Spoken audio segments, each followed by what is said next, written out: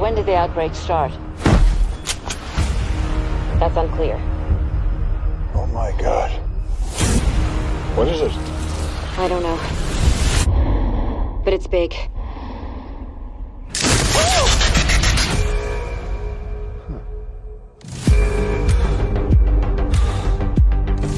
This place was military storage back in the day.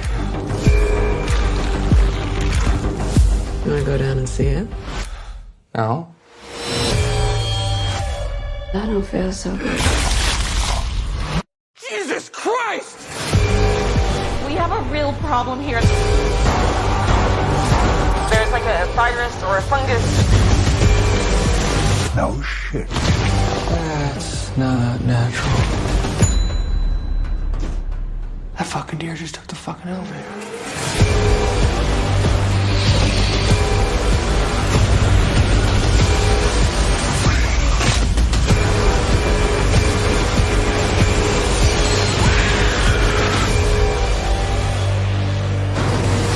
Keep Travis calm. I heard my name. Is he talking about me? Could you please ask him to shut the fuck up? What's he saying? We're gonna be fine. Hello, everybody, and welcome to the latest episode of Fresh Cuts. It's Mike. Joining me as always, it's Mr. Venom. What's up, Venom? Greetings and salutations, keepers of deadly funguses. Funguses? Fungi. I don't know, whatever the fuck the plural of fungus fungi, is. yeah. I'm doing pretty well. How the hell you doing? I am doing well. It's a gloomy, rainy day here, so I had to skip my walk that I was going to do, but you know, I've been pretty consistent, so having to skip a day isn't going to kill me. Also with us, it's Dawn and Ellie. What's up, Dawn? Yeah, what's going on? Always happy to be here. Okay, so it's another week where we had a couple releases, and we went with the one that was in theaters, theatrical release, because why not? As long as they're putting them in theaters, why not go see them and talk about them? So that would have us at cold storage for this week or this episode. And we have a synopsis. When a highly dangerous fungus escapes from a secret laboratory, a former bioterrorism agent is called back into action. Alongside two young employees, he must confront an invisible and out of control threat. Okay, I guess that sets it up decently. So we will start with our general thoughts. As always, Venom, what did you think of Cold Storage? Overall, I surprisingly really enjoyed this movie. I thought it was fun as hell. I really liked Liam Neeson in this one. I like that he's embracing more comedic stuff as he's getting older. Obviously, he did The Naked Gun last year, playing Frank Drebin's son, but this movie is probably his funniest action movie ever. As far as like a straight action movie, that's, you know, it definitely has horror elements and other elements as well, espionage, things like that. But I thought Liam was great. I thought Joe Keery did a great job as our kind of bumbling anti-hero. The girl whose name completely escapes me right now, actually, but I thought she did a great job. Honestly, I liked just about everybody in this movie, like even the ones that were supposed to be more antagonistic, like that biker. I don't know. I guess I can call them a biker gang. It seemed like they were doing things that standard biker gangs maybe don't do, but you know, I did enjoy that element of it. I enjoyed the fungus. Obviously, the only tangible, as far as like viewable antagonist in the film is going to be anyone that's infected with said fungus. But overall, I went into this expecting nothing. I knew that there were some names in here. You know, Richard Brake, we've also gotten here playing pretty much Richard Brake like he does in every single fucking movie that he's in. And I'm not complaining, mind you. I love Richard Brake. I love his one note. I'm okay with it. I've said it before. I'll say it again. But yeah, for the most part, I mean, this movie is not a 10 out of 10. It's not genre defining or genre bending or anything too crazy. It's just, in my opinion, it's just a solid kind of, virus movie. It's technically a fungus in this one, but I mean, I'm pretty sure we would lump it into, virus movies.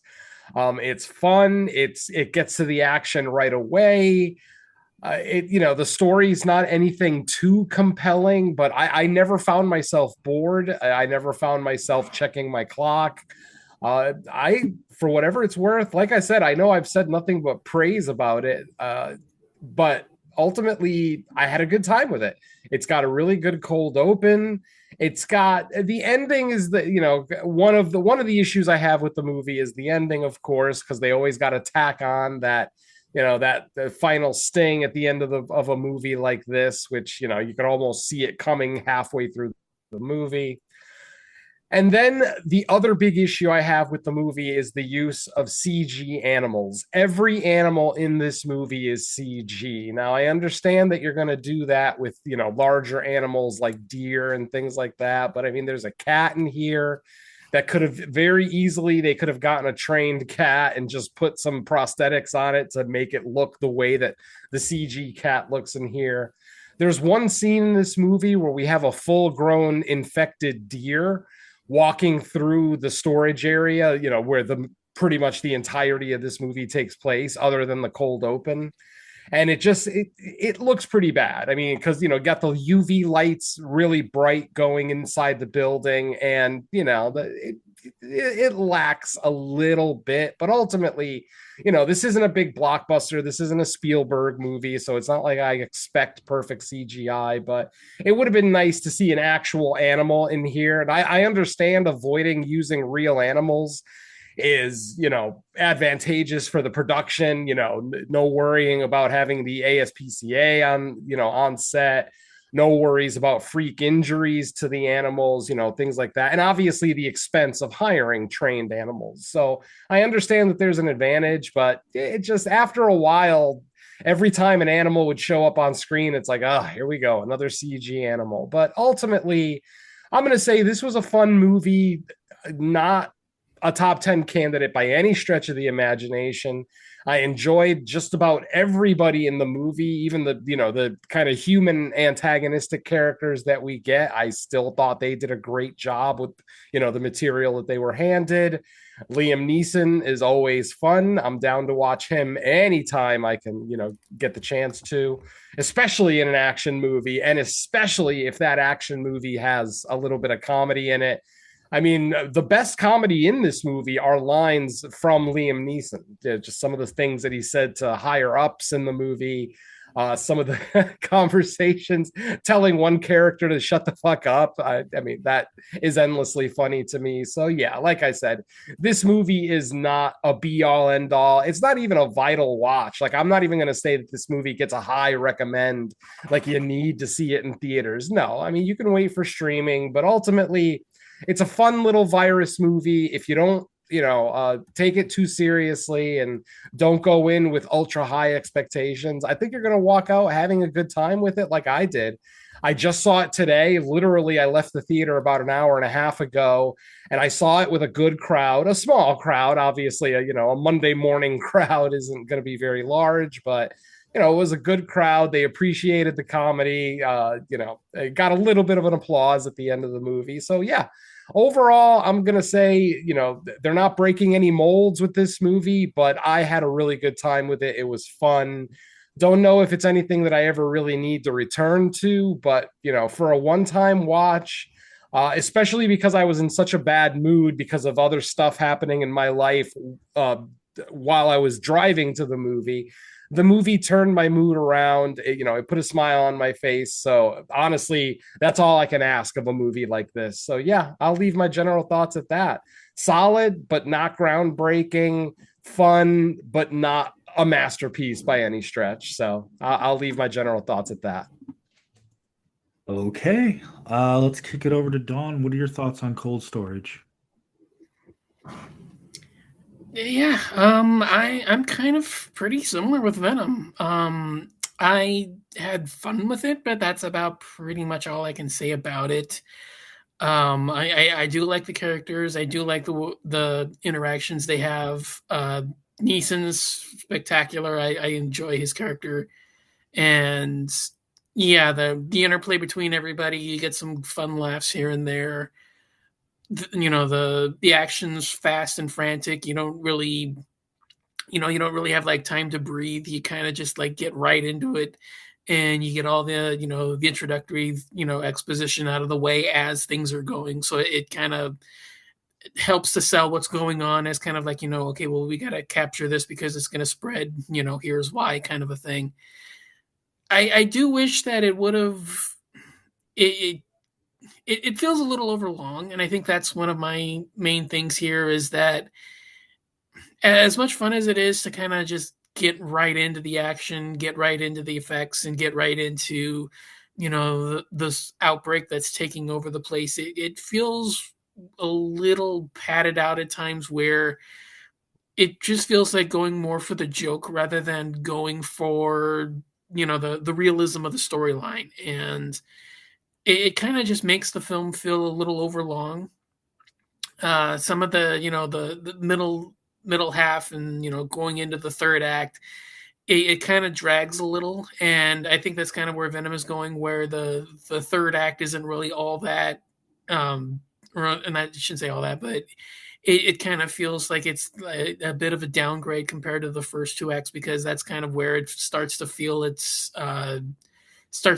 length. I mean, I'm not saying this is like a gut buster of any kind, but it feels more of as like 5 to 10 minutes too long for what this kind of film is, where once it's set its plot in motion, once it's got all of its machinations figured out, and once it's got its characters established, it kind of doesn't really need to do as much exposition and as much jokiness as it does leading into the third act. And that kind of is where the film kind of stumbles for me, is where it feels really plotting and really kind of dragged out, getting to the resolution that feels kind of easy, and where you can figure out what's going on pretty quickly.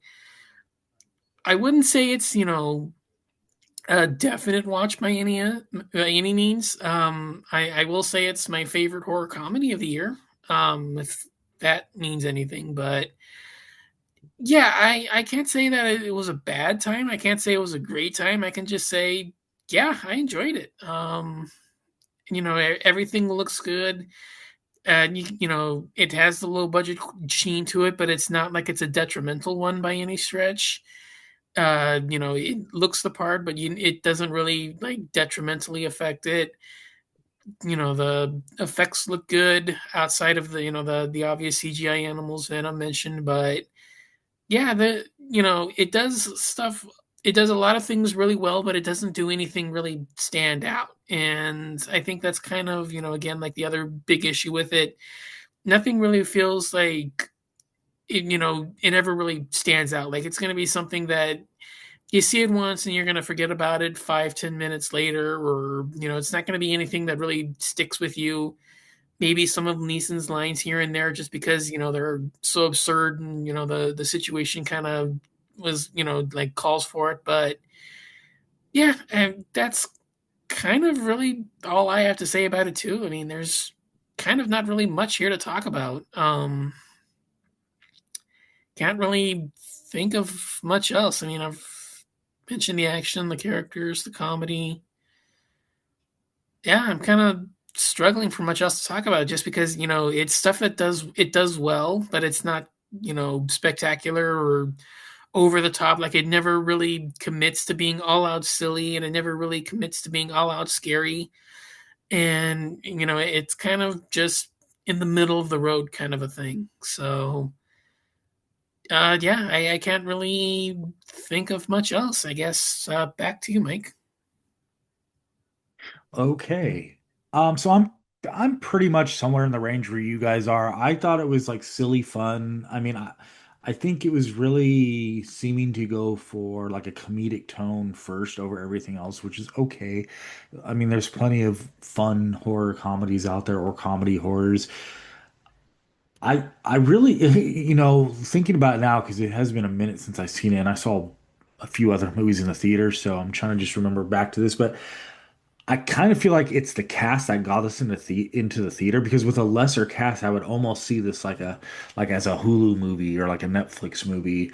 Lots of CGI, unfortunately. I thought when they did have practical makeup, like on some of the characters that had gone, I'll just say gone through ordeals to keep it until we get to spoilers. Like when they're kind of walking around, I think they look pretty good as far as like their special effects and makeup, but once we get to anything actually happening, it is like strong use of CGI, which is unfortunate. Not unexpected, but I'm still gonna point it out when I don't like it.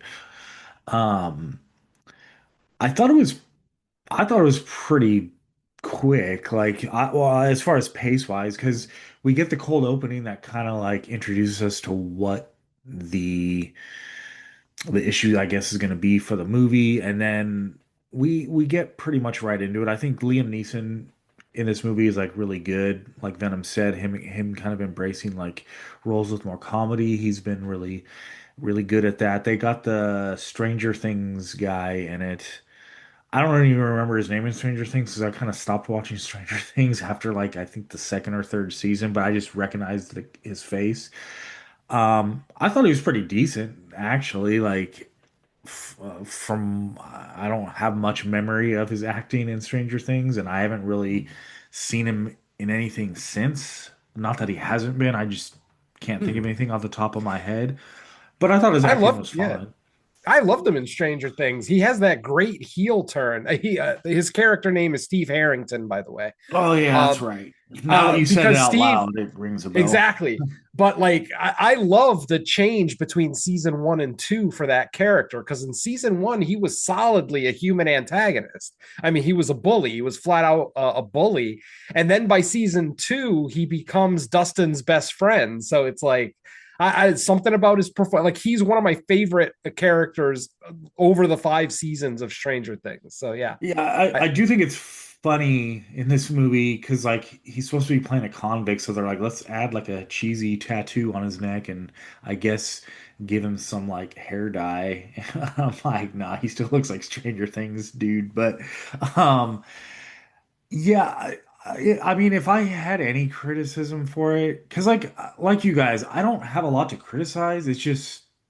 It's like a good like solid medium level movie. If there's anything I would criticize is that it becomes pretty apparent, at least to me it was watching this, that we kind of have like a few core characters and I never thought that they were going to be in any real peril as far as like not making it to the conclusion. It seemed like every other character that was introduced in this movie was pretty much there to like meet their demise. Like and that's not even necessarily a bad thing, I guess. But just to me, that's why. And it's weird because this movie is rated R, which I I would have to like I said, Venom. You just saw it, so maybe there's like a lot of F-bombs in it because like outside of that, I think this could pass for like a PG-13 because when I was initially leaving the theater, I was like, I think this would work for like the younger demographic that like might have watched Stranger Things and then sees that he's in this and then goes to it. But the fact that it's rated R, depending on how strict the theaters are, they're gonna have to have like an adult buy the ticket for them. But well, I wouldn't have an issue with my teenage kids watching this. don't forget, Stranger Things has been on for 5 seasons. So, I mean, if you were a kid when you started watching it, you might be like a teenager, if not 18 or over, by the time the series is done. So, I think the fans have kind of grown up with Stranger Things. So, I think it would be acceptable for someone in their like early 20s to see Joe Keery in this movie and say, "Hey, hell yeah, I want to go see this because he's in it." You know. Yeah, I mean, like for me, I mean, I know every parent's different. For me, I would have no issue taking like my 14-year-old daughter to this. Like, there was nothing in this I found Yeah. objectionable to even call it rated R I to mean, it me. was to answer your question. It is a lot of language. I mean, there's f bombs constantly, a lot of gunshots, a lot of people getting shot. Granted, most of them are infected, bulbous zombie looking creatures, so it's not that Yeah. big a deal. Um, I don't know if Not it's a lot of my, blood. Yeah. yeah, I don't know if it's my own personal built-in bias that when a lot of the violence is just so obviously like CGI generated, I maybe it's I have a bias that I have this personal detachment, whereas like when you have like actual like realistic looking gore, I have a more visceral reaction. But like to me, if my kids were with me watching this, I would have like no worry about them being like terrified or horrified by it. And that's just probably a personal bias because of the era we grew up in compared to like what we see with a lot of movies now that it just I don't know. They don't have the same like feel to them in large. There's still movies that use CGI, and maybe it's like a huge emotional story with like deep character stuff that would like work that way. But in a movie like this, it's more like silly fun. I don't find like the violence in this to be anything harmful for like kids, really. But that's just Mm, me. it's kind of, yeah, I mean, it's kind of how I look at a lot of violence in a lot of movies. It's all about context. Like take Terrifier for example. Terrifier is probably the most violent theatrical franchise out there right now.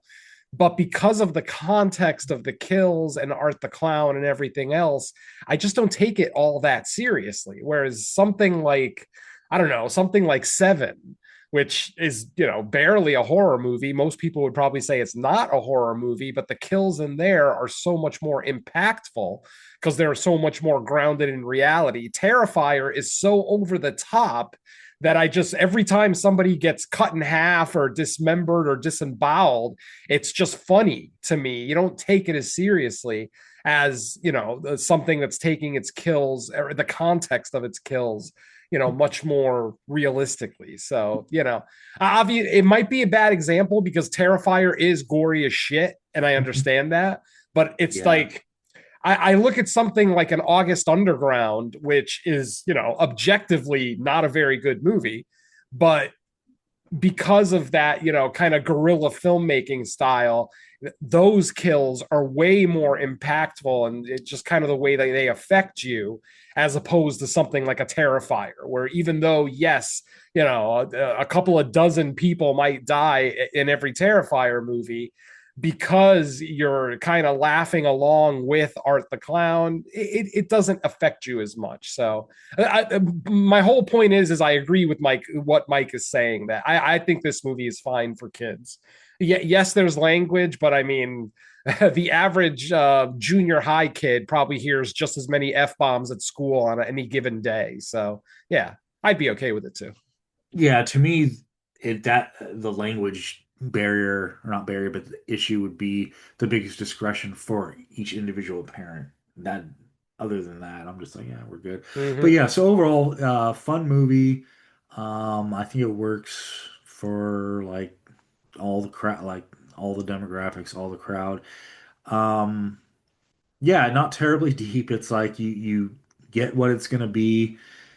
And that's pretty much that. Yeah, I mean, it's pretty surface level story. Not again, not a bad thing, but just describing it. And yeah, I mean, if anything, people like our age go see it for Liam Neeson and take your kids for the rest of the cast. I guess. I mean, that'd be like fine. And it's pretty short. Like, isn't it like sub 90 minutes? No, Like, 139, an oh, hour one. 39. Yeah. Okay. Oh, you know what? I was thinking of the other movie I saw. Okay. Yeah, Yeah. Well, that's I what I was mean, getting at. Yeah, yeah, I was gonna say yeah, it's like an hour 40, 45, but yeah, 140. Yep. okay.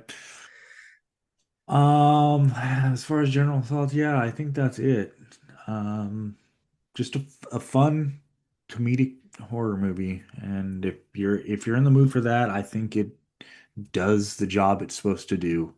Will it be on a top 10 at the end of the year? I highly doubt it, especially Mhm. this year, because man, I feel like they're pumping them out. Like for it only being like halfway through February, it just seems like we're getting a lot. So odds are that there's going to be enough better ones. So Yeah. I'm all also right, surprised at some of the quality that we're getting. I haven't given a movie less than a seven so far this year. I'm up to what, 15 or 16 movies for 2026, and I haven't given anything less than a 7. Now, granted, I haven't given anything like a 9 or above yet either. So it seems like the middle of the road is going to be plentiful for 2026, and maybe those the big high scoring gems will be coming up later in the year. But I mean, this is the farthest I've gone in the 10 years I've been podcasting. This is the farthest into a year I've gone, and I have not given anything below a 7. So for whatever that's worth, that's impressive to me. I mean, for me, when I do my rankings, 7 and 8 is like the ones that I have the most numbers for. Yeah, exactly. Yep. Me too. Yeah, I think that pretty much wrapped up my general thoughts, so I'll just kick it right back to you again, Bam. For those who don't know, this movie actually has a great pedigree in its writing.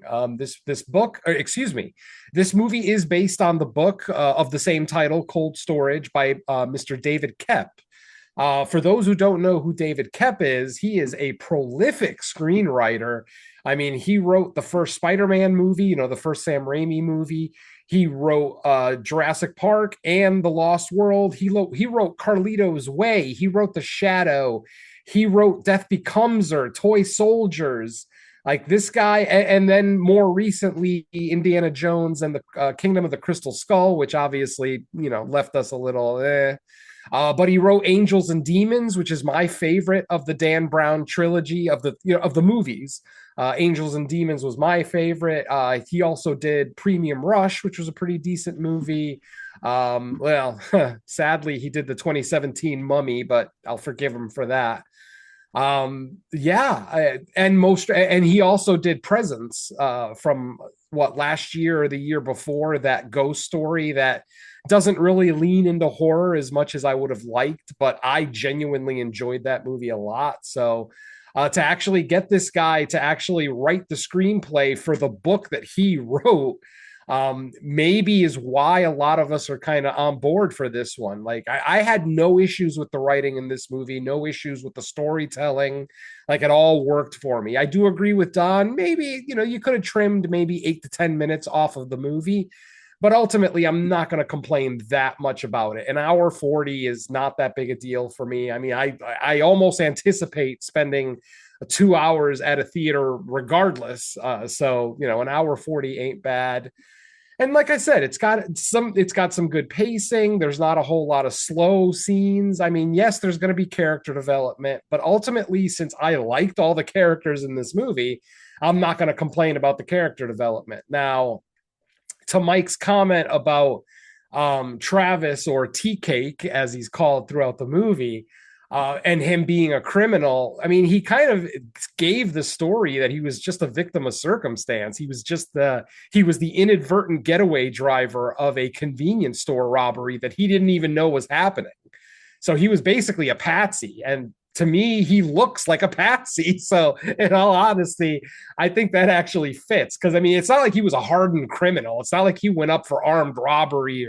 I mean, literally, he was the getaway driver for a convenience store robbery that he didn't even know was happening. So, I'm going to say it actually kind of fits a little bit with this one, as far as the casting on that goes. But anyway, like I said, back to the writing, solid writing from a guy with, decades in Hollywood, with some major, I mean, Jesus, Jurassic Park, Mission Impossible. Come on now. Some of the biggest fucking movies Hollywood's ever put out. And now he's doing genre fare, both books and movies. So I'm actually hoping he stays in the genre. I hope maybe he kind of dives deeper into the actual horror of our genre, maybe stay away from the comedy for a little bit, just to kind of see what he can do with a legitimately gritty, dark movie, something like The Dark and the Wicked, or When Evil Lurks. Like, I would love to see him direct a movie like that, and just to see what he could do. But yeah, some great pedigree behind this one. But obviously this is him having fun. Nothing about this movie is really taken all too seriously. I mean, I guess the cold open, but even the cold open is cut with a little bit of comedy, with Liam Neeson's kind of unprofessional speak, because he's a military guy, but he swears constantly. So, that kind of adds a little bit to the comedy. but yeah, I don't know what else I can really say about the movie without really giving away spoilers. For it's a simple story that could get complicated if you think about it too hard. Like, we don't get a whole lot of we get a little bit of a backstory on the fungus, but not really enough to tell us why this whole thing is happening. Why it's so uncontrollable, blah blah blah. So it is ambiguous to a small degree. That will probably work for a lot of people. It might not work for others, but for me, it was fine. I was okay with the writing and the backstory on the fungus. The little bit of character development that we get of our characters doesn't really slow down the movie, because we get that character development after the shit hits the fan. Like, we don't know anything about Naomi until the fungus gets released, and then we start to know about the fact that she has a baby daddy and she has a daughter and blah blah blah, and everything else that we find out about her later on. And same thing with Tea Cakes, or Joe Keery's character. Same thing, we get the character development as the action is going along, rather than taking the first act and just doing a lot of boring character development. We get it as the movie goes along, which I'm always down for. I think it's almost a necessity if you're making an action movie. Obviously, this is an action horror film, but still, just to keep that pace going, because you don't want to have breakneck pacing throughout, but you also don't want to have big roller coaster set pieces and then long drawn out scenes of just characters telling their backstory, So I feel like this one did it pretty well. Even at an hour and 39 minutes, yeah, I still think they could have trimmed a little bit here and there. Like, I would almost be okay with taking out all of the biker stuff, but at the same time, the bikers gave us some of the best kills in the movie. Some of the juiciest kills in the movie come from what happens to those bikers. So yeah, it's a give and take. Like, yeah, you could have trimmed it. It doesn't really add much to the story, but it adds more set pieces, more gore, more exploding fungus people. So I'm down for it. So like I said, I don't know what else I can really talk about without getting into spoilers. So I'm gonna go ahead and see if my co-hosts have anything to say non-spoiler before we get into it. So gentlemen, go ahead if you have anything. I'm trying to think, but I'm coming up with a blank.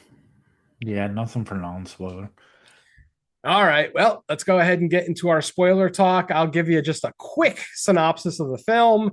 Basically, NASA sends a fungus up into space to test how it adapts to, basically zero gravity and living in a vacuum and blah blah blah. Unfortunately, the space station that the fungus is on basically loses gravity, falls down to Earth. It gets completely destroyed.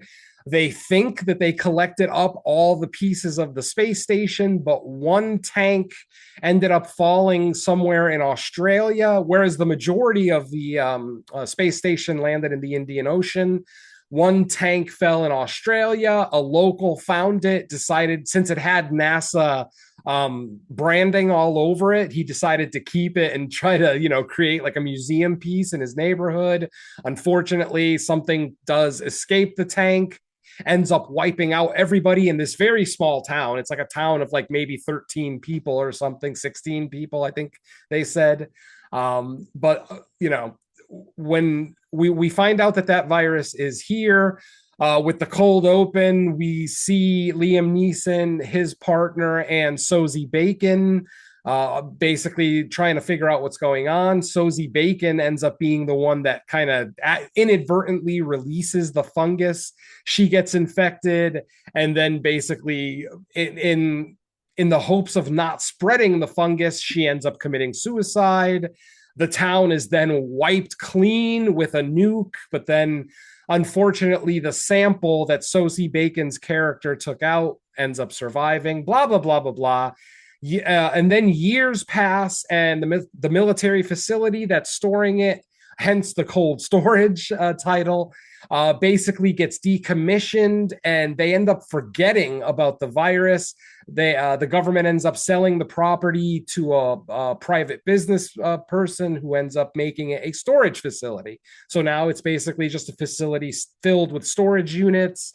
And the fungus, of course, as expected, escapes its tank And hilarity ensues after that. More and more, and basically everyone who shows up at this storage facility, other than the old lady. I was kind of surprised that there wasn't a post-credit scene with the old lady. Like I'm sitting there wondering how could she possibly have escaped from that, but after she left, we never saw her again. So I guess I can just assume that she survived. I don't know. Um, and then, of course, it all comes down to a big. Basically, Liam Neeson's character brings a nuke with him, which you see in the trailer. If you've seen the trailer for this movie, they end up detonating the nuke, which, by the way, I gotta say, this is one of the best cinematic explosions I've ever seen. This explosion was fucking great. The way that the ground swelled up and broke. I will say it was cheesy, the whole escape, the car being just ahead of the explosion and being just ahead of all the carnage and the streets getting ripped up behind it. It's a little Hollywood, but, what can you do? But like I said, overall, that was one of the coolest explosions I think I've ever seen. Probably the best one I've seen since the Dawn of the Dead remake. The cold open of the Dawn of the Dead remake also had a spectacular explosion in it. And then there was another one later in the film too. But yeah, this explosion was awesome. Of course, the virus, they think, has been destroyed. But of course, we get a stinger at the end of the film where another deer that ended up catching the fungus is still alive, was not killed in the explosion. I don't know how the hell this deer got away, because this explosion looks like it took out about like a quarter mile to a mile of land around it. But yet somehow this deer survives and vomits into the camera, and that's the end of our movie. So yeah, that's your quick little synopsis of the film. But yeah, I guess we can talk a little bit now about it. I just don't understand how we have to believe that the government is so inept that they sold this facility and completely forgot about the most dangerous thing in that facility, which really, really freaks me out. Now, I understand that the powers that be never believed Liam Neeson when he talked about how deadly that fungus is, because he saw it firsthand in the cold open. He saw that literally it takes seconds. It's like a zombie virus, basically. As soon as that fungus gets in your body, you start to change, and then zombie might not be the right word, but you become a zombie-like creature in the sense that you can still walk around, but your only objective is to spread the fungus. And how do they spread it? Go ahead, Mike, before I talk about how they spread it. I was gonna say it's like you're like part hive mind, but you still retain enough like brain activity from your actual life that you can like interact and coerce and kind of compel. Which is like, yeah, an interesting way to do. I like it. I like the fact that like it's basically like it just wants to spread. It wants to reproduce. It was cool. The ex-boyfriend character kind of reminded me of the way he looked once he was infected with the fungus. Kind of reminded me of D'Onofrio from Men in Black. Like, yes, I didn't like a even think of that. similar You're look. right. That's funny. Yeah, no, I'll definitely go with that. Now, as far as how this virus is spread or how the virus attempts to spread itself, basically, as soon as, well, at least at the beginning of the movie, because the fungus does mutate as the movie goes along. At the beginning of the movie, basically, as soon as the fungus takes over a human host, it basically forces it to find the highest location, like climb up to a roof, climb up to like a telephone pole, like climb up to the highest place that you can get to. And then literally the body explodes. I'm not exaggerating. It just explodes and just spreads all these spores into the air. So during the cold open, when Liam Neeson and his team arrive at the town, the entire population of the town, they're all basically exploded, like their midsections. It looks like something ripped out of their bodies, and they're all on their rooftops. Like the whole town is all on their rooftops. Like one guy's up on a telephone pole. Yeah. I did appreciate that they weren't going for like your typical body snatcher situation. This was like pure Mhm. fungus wanting to spread, and you are just an expendable meat sack for the fungus to spread. Yep. I also like the effect in the movie where whenever a new host would get infected, we would kind of, we would get the CGI scene of like the fungus going into the body, going through the bloodstream. And then once we got to the brain, you would actually hear the person start saying, spread it, spread it, spread it. Like that's what's repeating in their head after they're taken by the fungus. Literally, spread it. That's your only function. That's literally your only function after you're infected is to just spread it. Now, as the movie goes along, the infected people learn that they don't have to go up to the highest point and let the spores blow up out of their body. They realize that they can vomit right into someone, like literally vomit right in their face. There's actually a funny scene in the movie going back to the point that Mike just made about how the infected in this movie can still speak. They still retain their memories. The only thing is just that they're driven by the one function that they have, which is to spread the fungus. But there's one scene where our female protagonist, Naomi, and her ex uh, are at the storage facility, and the ex literally looks at her after he's been infected, of course. He looks at her and he just says, would you please, would you mind greatly opening your mouth so that I can vomit in there? Like he literally asks permission to spread his fungus. I thought that was hysterical. I'm thinking because he has a past with her, he kind of asked permission. It's almost like the human part of his brain still retaining a little bit of control rather than just attacking her outright like you would to a total stranger. He's like, would you mind opening your mouth so I can vomit in there? Like, I thought that was great. But yeah, as the movie goes along, like I said, they realize that they can just vomit into each other.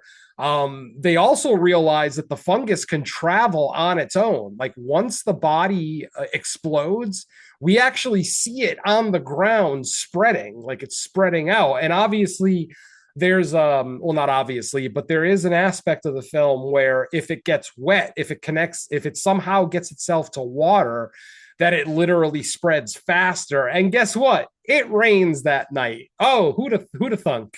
Rain in a horror movie. How original. Anyway, so yeah, just I like how the fungus kind of evolved just in the time of the film, just in the hour and 40 minutes of the movie. It kind of evolved, got smarter, started to realize that it didn't need to climb to high peaks to spread. It felt really realistic as far as that aspect of it, the learning aspect of this fungus. So yeah, and don't forget, this is an earthbound fungus that they sent into space. This is not an alien fungus. It's a what do you call it? A terrestrial fungus that was created here on Earth, and then they sent up into space to do experiments with. So what happened to it when it was up in space? I mean, maybe the fungus is the reason the space station fell to Earth. Like, we don't know. They never really tell us. They just say something happened on the space station and it fell to Earth. So, yeah, there's still a little bit of ambiguity behind the fungus, but not so much that you don't know anything about it. Like, you have a very basic understanding of what's happening. And for a movie like this that doesn't really take itself all that seriously, that level of knowledge is really all you need. That's all I needed is, yes, it was created on Earth, it mutated in space, came back, and now it's just trying to take over. So yeah. One thing I really thought was hilarious was at the kind of like the finale when they figure out, okay, this is what we're gonna do with the little suitcase nuke, and Liam Neeson sends him down there to detonate it. And the way things are going, and you start to realize it's kind of ambiguous whether he sent them down there expecting them just to get blown up with it, or if like he actually thought they legitimately had a chance to make it back. Because realistically, that high up in national security, they probably consider them expendable. They just for the movie's sake, because of what type of movie it is, they had him make it out like and survive. But like I'm like, Nah, I don't think he really cared whether they survived or not. Yeah, absolutely. Oh, by the way, I forgot to mention that Liam Neeson's partner is played by Vanessa Redgrave. Obviously, to younger audience members, you have no idea who Vanessa Redgrave is, but she is like top tier 60s, 70s, 80s actress doing genre movies in 2026. So it actually warms my heart. I like Vanessa Redgrave for whatever it's worth. And she So was good in this too. and she was great. I thought she was awesome. Great, kind of covert agent. I thought she did a great job. Yeah. Like I said, everybody in the movie I feel like did a great job. Even Gavin Spokes as Griffin, the owner of the storage facility, who was just a complete piece of shit in this movie. I still think he did a great job, and he got Oh his yeah. he got his comeuppance at the end. So I'm happy. Yeah, I love I love how he gets conflicted once he realizes like, oh, something actually is wrong, but he basically has to like kill everybody because the bikers are infected, so he can't just team up with them still. But then Mhm. the military is out there ready to kill him, so he's doesn't know what the hell to do. I'm actually surprised that he kind of went after Neeson right, in that scene right before his comeuppance, if you will. I was kind of shocked that, I mean, considering everything that he had witnessed, you'd think if he would have taken 5 seconds to just think about why Liam's character did the things that he did, slashed all the tires, blew up some of the motorcycles. I mean, it's a fucking fungus that spreads in seconds. He doesn't want it to escape, and he definitely doesn't want anyone infected to escape, especially because since they still have all their motor functions, those bikers literally could have just gotten on their bikes and infected it all and just ridden away and to spread the virus. You know what I mean? So I don't know. I mean, he's an idiot. He's portrayed as an idiot, but it fit the role. So I'm okay with it. Yeah, I yeah, I think him being an idiot, he was like a funny idiot at least. Yeah, yeah. I mean, between him and Joe Keery's funny idiot as well, it kind of works. Like I said, I enjoyed this one. It was fun for me. I mean, I don't know what else I can really say about it. It's not a masterpiece by any stretch, but it's definitely not something that's going to leave you pissed off. You're not going to leave the theater, or if you watch it at home, you're not going to feel like you wasted an hour and 39 minutes of your life. I thought it was fun. I thought it was funny. Some decent effects, good virus, exploding animals and people. One exploding head, which I thought was really cool.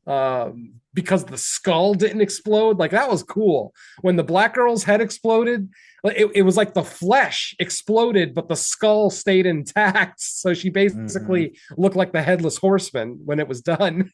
I thought that was great. Yeah, and then all the Stranger Things fans that are going to see this because of Steve, I think they'll be happy with what they see. I think they will too. I mean, he's basically playing the same character. I mean, Steve in what was it, season 3 of Stranger Things, where he was working at that hot dog stand, he basically was a goofball who didn't really know what he was doing, but he kept surviving. He kept, getting through it. And so he's basically playing Steve Harrington in this movie too. So, he's got a niche, so it works. Hopefully he doesn't try to build a career on that. Hopefully he tries to do some actual acting later down the line, but we'll see. As of right now, I'm still on board for him, and really everybody involved with this movie. Like, obviously we've all been fans of David Koepp secretly. You may not have known that you were, but if you've ever liked, like I said, any of the movies that I listed earlier, then you are a fan, and there is something to watch here. So like I said, I don't give this movie the strongest recommend, but I definitely give it a mild recommend. I say give it a shot, especially if you're looking for stuff to watch that counts as 2026 for us podcasters. Of course, I recommend it. Like I said, I don't think it's a vital theater watch by any stretch. Like the sound design or the visuals aren't so compelling that you should see it on the biggest screen possible. But I mean, I would say when it hits streaming, check it out. It's a fun little movie.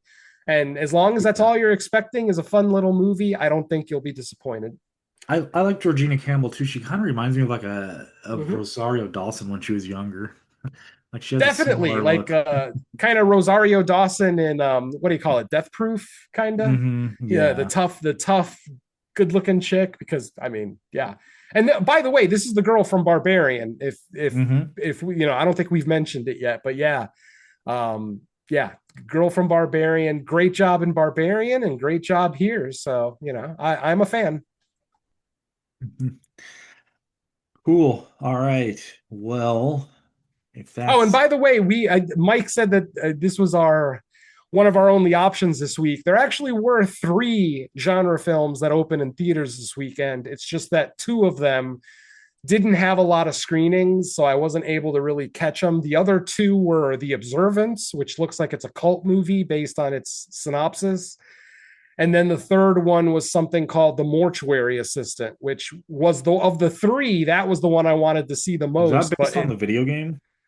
I believe so. I'm not sure. Like I said, I Okay. don't really research my movies before I see them. I don't watch trailers. I don't read blurps.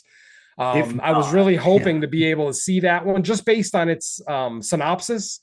I was hoping to catch that this weekend, but there were no convenient times for me. I mean, it was only playing one time a day this Okay. weekend. It had one screening. And then The Observance had multiple screenings, but they were always at night. And of course, with me working in retail, my nights aren't always my own. So, yeah, Yeah. unfortunately, I'll have to catch those other two movies on streaming. But yeah, three movies that, and hey, for the middle of February for Valentine's weekend, three horror movies open up. That ain't bad. Yeah, we'll have I mean, not even counting the other two that opened this week, but just from the last couple of weeks of all the options we had that we weren't able to cover Yeah. on here. Mm-hmm. Hopefully, because we did reschedule the main show for this coming up Thursday, we'll have like a lot of new stuff to actually talk about. Yeah, So I've got a couple of things that are completely under the radar that I'll be talking about and what we've been watching. So I'm actually excited to do it. sweet.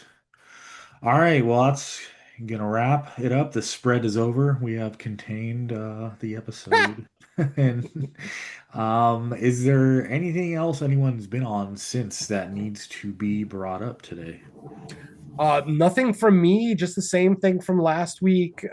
Creature Comforts episode 46 is our latest episode, where we looked at what was Godzilla Final Wars, I believe, was the last episode.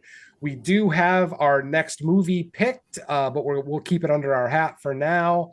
Hopefully, we'll get that episode out sooner than later. Like Mike said, we got the main show, tentatively, fingers crossed, happening this coming Thursday, which will be our first full show of 2026, which does not do my heart good because I hate waiting this long, but we have had a series of cancellations and other life emergencies. So it's understandable, but hopefully we get this episode out before the end of February because it would have made a great Valentine's episode, but obviously the time has passed as it is already past Valentine's while we record this. So, and that's pretty much it for me. Nothing else to speak of. Okay, how about you, Don? Yeah. As he mentioned, Creature Comforts. Hopefully, like you said, we'll get that one out sooner rather than later. Um, can say that at long last, I managed to do a show with Paranormal is the New Normal. We did a special roundtable on sexy horror movies, which was a lot of fun. Although I am a little bit pissed off that in a bracket of 32 movies with four Just Franco films, none of them made it to the second round because nobody could be bothered to read subtitles. Fucking ingrates. And they were the good ones too. I mean, Vampiros Lesbos, Female Vampire, Lorna the Exorcist, and The Sadist of Notre Dame. I mean, in a sexy horror movie bracket, shit like that should go through. But nobody could be bothered to read subtitles, so they didn't bother to watch the foreign films. And I was the only one that actually saw everything, and they didn't pass. So I'm kind of pissed about that. But what can you do? I mean, at least the good movie won, so I'll leave it at that. But uh, yeah, that one should be available. I think it's streaming on their YouTube channel, although the hell do I know? But other than that, yeah, not much else to report. Okay, and yeah, I got nothing that still needs to be like uploaded. In talks for things, but that's always the case, just depending on like what my availability is with what else is being recorded out there, but nothing to report. Is Scream this week or next week? I can't remember. Next week. Next week. This week is Psycho Killer. Cascase. Fa fa fa fa Okay. fa fa fa fa fa fa.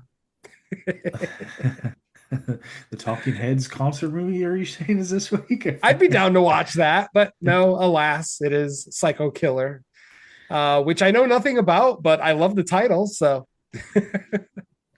Yeah, I want to say out of all the times I've been to the movies in the past like month or two, I got that trailer once, but what I do remember is guess who's in it? Georgina Campbell. So she is all over the place lately. oh man. And Malcolm McDowell's in it too. That's about Oh all I nice. remember from the trailer. So, um, yeah, it's a horror movie though. I mean, it is listed as horror in like many different categories of horror on IMDb. I Mm-hmm. know IMDb is not the gospel, especially things can change after it comes out and more people see it and they're like, wait a minute, take those categories off of it, but it looks like it's horror. So, that's most likely what we're doing next. So that should be Mm-hmm. about in a week from now. Yeah, we got the next couple of weeks all lined up. Yep. So, with that said, thanks everyone for listening to another episode of Fresh Cuts. We'll be back with the next one. Let's say bye to our listeners. Later. If you see a deer twitching in the woods, don't go near it. Just run. Just leave. Yeah, deers don't use elevators, so if you see one using one, run. Peace.